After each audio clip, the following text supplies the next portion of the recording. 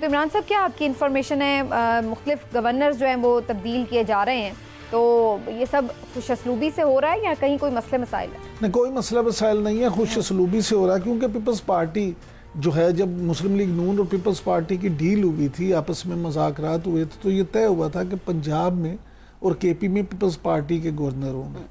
तो उसी फार्मूले के तहत अब उन्हें ये गवर्नरशिप दी जा रही है। पीपल्स पार्टी तो कराची में भी चाहती थी, लेकिन वहाँ पे MQM जो है वो आपको पता है कि उनका बड़ा ये था कि MQM से हो, और बलूचिस्तान में नून लीग। तो ये सारी चीज़ें जो हैं उसी तरह से हो रही हैं, तयशुदा फार्मूले के तहत हो रही हैं। लेकिन पंजाब में सरदार सलीम हैदर का जो नाम आया, तो आपको याद होगा ये तो एक सरप्राइज था। नहीं, बिल्कुल सरप्राइज है। हम तो कमर जमान कायरा या नदीम अफजल चंद का नाम सुन रहे थे, या सबसे हॉट फेवरेट समझा जा रहा था मखदूम अहमद महमूद साहब।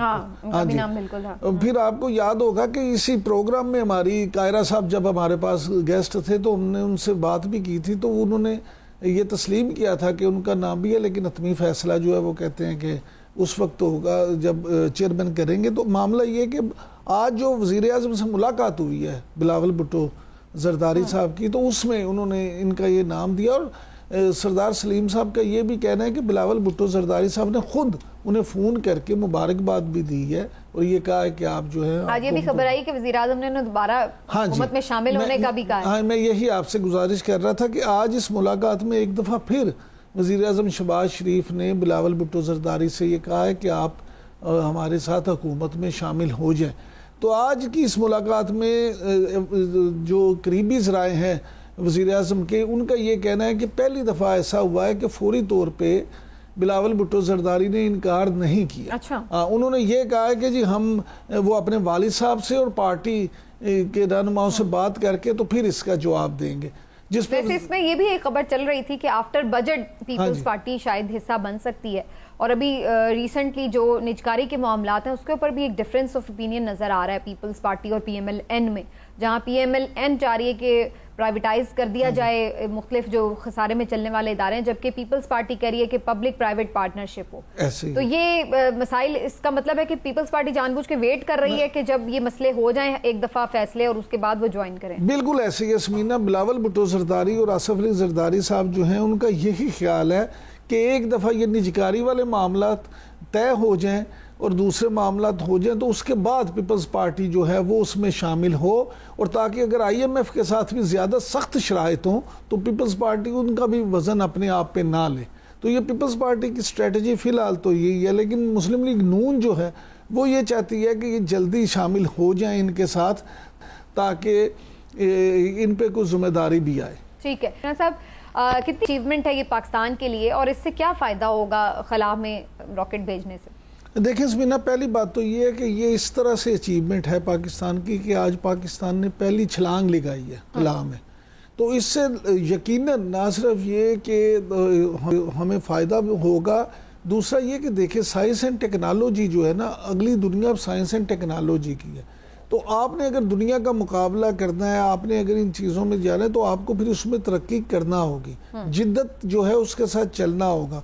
और ये जैसे आपने अपने सवाल में कहा कि पहले हमसाया ममालिक का जब हुआ तो हमें यहाँ था कि जी पाकिस्तान क्यों पीछे है, तो आज चले हम माशाल्लाह उस फहरिस्त में शामिल हो गए हैं कि पाकिस्तान ने भी अपना पहला जो है वो सियारा भिजवा दिया है। तो इंशाल्लाह अभी छोटा भी जो आया है, इंशाल्लाह आहिस्ता आहिस्ता हम इस काबिल होंगे कि हम दूसरे ममालिक के भी जो है खुद लेके जाएं, और हमारे साइंसदान जो हैं उनको बड़ा बूस्ट मिलेगा, खासतौर पे नौजवानों में इसका शौक बढ़ेगा। तो ये बड़ी फिर इसमें क्रेडिट किसका? आज इस पे असल में जंग छिड़ी हुई थी, और जब PMLN के लोग इस पे क्रेडिट ले रहे थे तो सब कह रहे थे कि भाई ये कोई 1-2 महीने में रेडी होने वाली चीज़ तो नहीं है कि आप आए हुकूमत में और आपने ये कारनामा कर लिया। तो जाहिर है इसके पीछे साल की मेहनत होती है, और चाइना के ताउन से बेसिकली पाकिस्तान इस काबिल हुआ है, तो उनका एक मेजर कंट्रीब्यूशन है उसमें। ये क्रेडिट की जंग फिर इसमें छिड़ रही है। देखिए जब डिस्क्रेडिट होता है तो आप उनके 17-18 महीने फौरन ले आती हैं। तो अब ये भी मैंने तो एक बात की जो डिस्कशन हो रही है, मैंने तो कोई मैं वही कह रहा हूँ, देखिए फैसला नहीं किया। हुकूमत वक्त जो है उसका क्रेडिट तो होता है, अगर उन्होंने को रखना डालना हो तो 100 चीज़ें होती हैं जी, फंड्स नहीं है जी, फलां नहीं है जी। लेकिन मैं समझता हूँ ये क्रेडिट उन साइंसदानों का है जिन्होंने ये इनिशिएटिव लिया, फिर उस ब्यूरोक्रेसी का जो हस्बे मामूल रुकावट नहीं बनी, जिन्होंने रेड टेपिज्म का मुजाहरा नहीं किया। और फिर उसके बाद जिस हुकूमत ने भी इसमें अपना किरदार अदा किया, चाहे वो निगरान हुकूमत थी, वो पीटीआई की हुकूमत थी, वो पीडीएम की हुकूमत थी और नून लीग की, तमाम को ड्यू क्रेडिट देना चाहिए। और मैं समझता हूँ कि हमें इस बात पे खुश होना चाहिए कि चले एक पॉजिटिव काम हुआ है। इमरान साहब, आज आप समझते हैं कि पाकिस्तान में आज़ादी इज़हार राय या सहाफ़त के हवाले से हम इत्मीनान बख्श सूरत हाल में? समीना देखें, जो सच है ना, सच बड़ा कड़वा होता है। और सच ये है कि आज की बात नहीं है, 75 सालों में कोई एक दिन भी ऐसा नहीं पाकिस्तान में जिसमें आप ये कह सकें 75 साल में कि एक दिन ऐसा गुजरा हो कि पाकिस्तान में सहाफ़ी और सहाफ़त 100% आज़ाद है। लिहाजा ये तो हमारा एक ख्वाब है कि अल्लाह करे कि पाकिस्तान में सहाफ़त आज़ाद हो। वैसे तो थर्ड वर्ल्ड कंट्रीज़ में कहीं भी नहीं है, लेकिन हम क्योंकि पाकिस्तान से ताल्लुक़ रखते हैं और हम ये उम्मीद रखते हैं कि अल्लाह करे कि कोई दिन ऐसा आ जाए। लेकिन एक दो चीज़ें बड़ी अहम हैं। मैं समझता हूँ कि जितनी कुर्बानियाँ पाकिस्तान में सहाफ़ियों ने दी हैं, जितनी जानों के नजराने पेश किए हैं, जिन मुश्किलात में उन्होंने सहाफ़त की है, उसकी मिसाल आपको शायद दुनिया में कम ही मिलेगी। और ख़ास तौर पे आप ये भी एक बात ज़हन में रखें कि पाकिस्तान जब जहाद अफ़गानिस्तान के बाद और अफ़गानिस्तान में जब जो सारे मामलात हुए हैं, उसके बाद आप देखें कि केपी में तो सहाफ़ियों पे बहुत मुसीबतें आईं। फिर बलूचिस्तान में अगर आप देखें, वहाँ इंटीरियर सिंध में देख लें, और अब तो पंजाब में भी अगर आप देख लें, तो आप कोई भी ऐसी जगह नहीं है जिस पे आप ये कह सकें कि जी सहाफ़ी जो है ना पूरी 100% आज़ाद है। पूरी दुनिया में सहाफ़ियों की आज़ादी की बात ज़रूर की जाती है, लेकिन आइडियल सिचुएशन कहीं पे भी नहीं। चौधरी साहब, ये सब बातें अपनी जगह, लेकिन एक और चीज़ भी है कि बहरहाल जो हमने कल आर्मी चीफ से भी सुना, उन्होंने आर्टिकल 19 का भी हवाला दिया। मादर पितर आज़ादी तो फिर भी नहीं दी जा सकती, जिम्मेदारी के साथ होना चाहिए। सोशल मीडिया को भी रेगुलेट करने की बात हो रही है, जहाँ पर बहुत प्रोपेगेंडा भी होता है, फेक न्यूज़ भी आती हैं और पगड़ियाँ भी उछाली जाती हैं। बड़ा लोगों के साथ वहाँ पर भी अजीबोगरीब मामलात किए जाते हैं। तो उसके लिए अगर एक अथॉरिटी का क़याम भी किया जा रहा है, आप समझते हैं कि पीका कानून के तहत और इस तरह से एक अलग अथॉरिटी बनाने से इन मामलात को रेगुलेट किया जा सकेगा, और ये सही है अगर ऐसा किया जाता है, या फिर ये फिर एक टाइट करने की ही एक और शक्ल है? डेफिनेटली समीना, देखिए ये टाइट करने की एक शक्ल है, इसके अलावा तो इसका और मतमा नज़र है नहीं।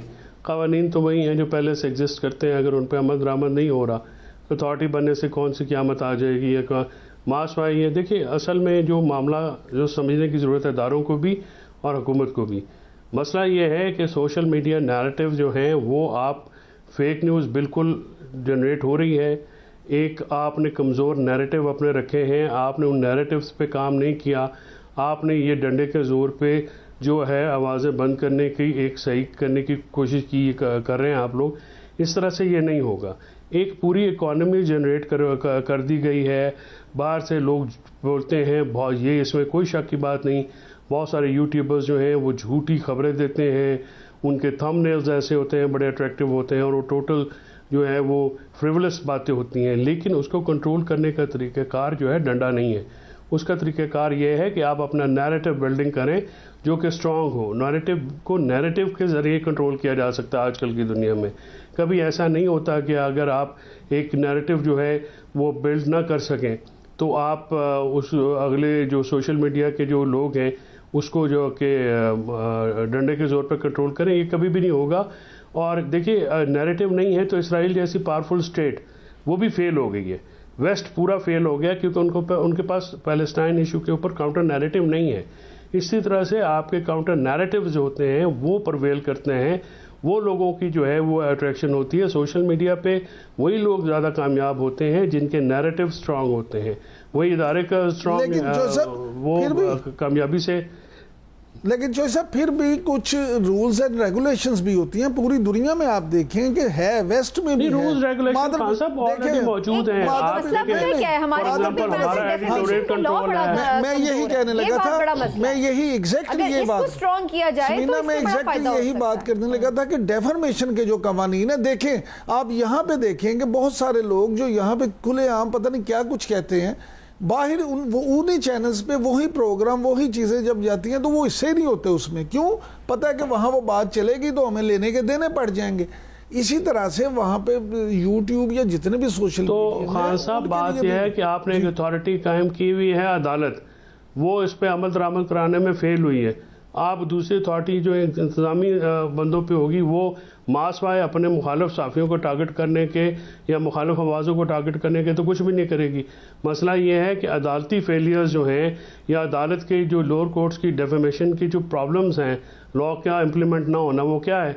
उसकी पहली वजह यह है कि हमारी जो प्रोसिक्यूशन और जुडिशरी जजेस जो हैं वो यहाँ पे किसी आदमी की रिस्पेक्ट तो है कोई नहीं। जो मुखालिफ होता है उसको उठा के आप डाल दें जेल में, उसको अरेस्ट कर लें, उसकी फैमिली को हरासा कर लें, जो मर्जी कर लें। क्या साफियों का भी हामिद मीर साहब ने एप्लीकेशन दी है कि उनको फिर जो है थ्रेट है, उन्होंने गोलियां नहीं खाई।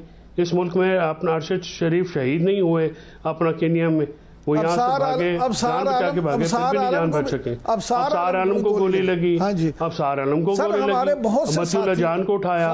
मतलब कितने बंदे जो हैं वो अब मतलब नाम, बहुत सारे साफी ऐसे हैं आज जो हैं वो बलूचिस्तान में खुशदार में एक साफी जो है उनको ऊपर वो टारगेट किलिंग में जो है वो शहीद हुए हैं। तो इस तरह की बातें ये है कि जो गवर्नमेंट अथॉरिटी बनाती है वो तो अपने मुखालिफ आवाज़ों को कर्ब करने के लिए जो है वो करेगी ना।